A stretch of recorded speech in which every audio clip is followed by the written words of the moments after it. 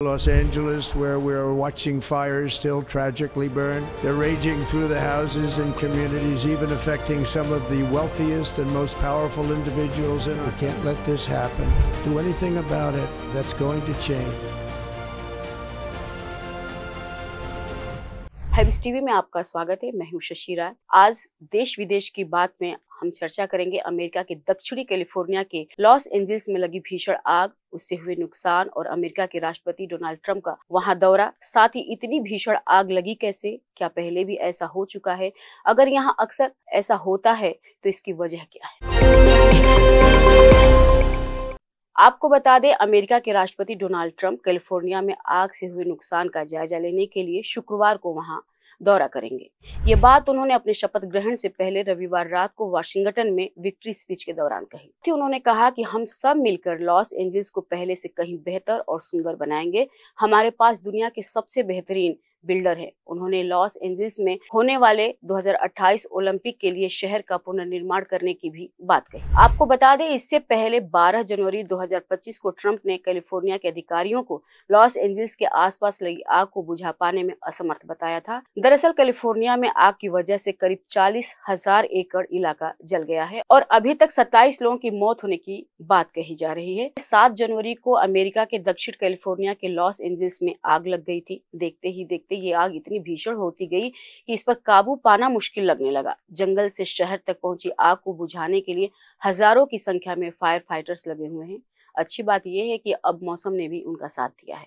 ठंडी हवाओं और नमी के चलते कुछ इलाकों में आग की लपटें कम हुई है। वहीं 11,000 लोगों को अपने घर वापस आने की अनुमति अधिकारियों ने दे दी है। बीते शुक्रवार की सुबह कैल फायर ने जानकारी दी कि ठंडे मौसम, हल्की हवाओं और बढ़ी हुई नमी से आग पर नियंत्रण पाने में मदद मिल रही है। कर्मचारी आग को रोकने और लोगों को सुरक्षा सुनिश्चित करने के लिए लगातार प्रयास कर रहे हैं। एक अन्य बड़ी आग ईटन फायर ओ अल्टाडेना और पासाडेना के पास 14,117 एकड़ जमीन को जला चुकी है। उस पर शुक्रवार तक 65% तक काबू पा लिया गया है। वहीं जंगल की आग से बुरी तरह प्रभावित इलाकों को आम जनता के लिए अभी भी बंद रखा गया है। अधिकारियों ने कहा है कि आग बुझाने का काम जारी रहेगा। आपको बता दें, अमेरिका ने लॉस एंजल्स में लगी आग बुझाने के लिए कैलिफोर्निया की जेलों में बंद 1,000 से ज्यादा कैदियों को भी काम पर लगा दिया था। दरअसल अमेरिका में कैदियों को मुख्यधारा में लाने के लिए कैदी फायर फाइटर प्रोग्राम चलाया जाता है। कैलिफोर्निया के कई फायर कैंप में इन कैदियों को प्रशिक्षण भी दिया जाता है। अब ये आग लगी कैसे, इसको लेकर 2 बातें सामने आ रही हैं।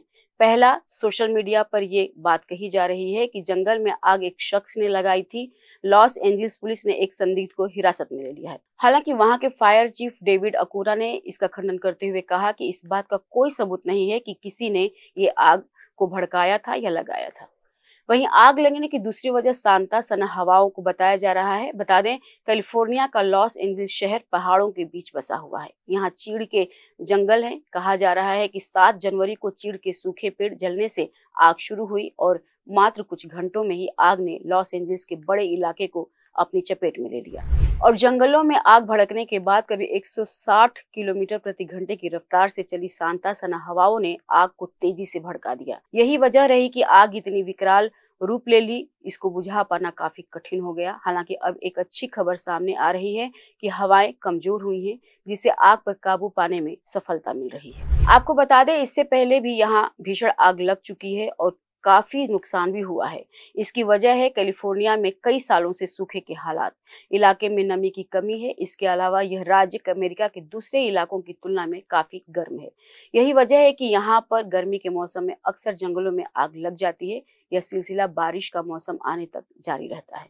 हालांकि बीते कुछ सालों से हर मौसम में आग लगने की घटनाएं बढ़ी हैं। पिछले 50 सालों में कैलिफोर्निया के जंगलों में 78 से ज्यादा बार आग लग चुकी है। आपको बता दें, 1933 में लॉस एंजल्स के ग्रिफिथ पार्क में कैलिफोर्निया की सबसे बड़ी आग लगी थी। उस वक्त आग ने करीब 83,000 एकड़ के इलाके को अपनी चपेट में ले लिया था और करीब 3 लाख लोगों को बेघर कर दिया था। देश विदेश की खबरों में इतना ही। हम फिर मिलेंगे एक नए टॉपिक के साथ विस्तार से चर्चा करने के लिए। तब तक के लिए नमस्कार। आप देखते रहिए हैबिस टीवी।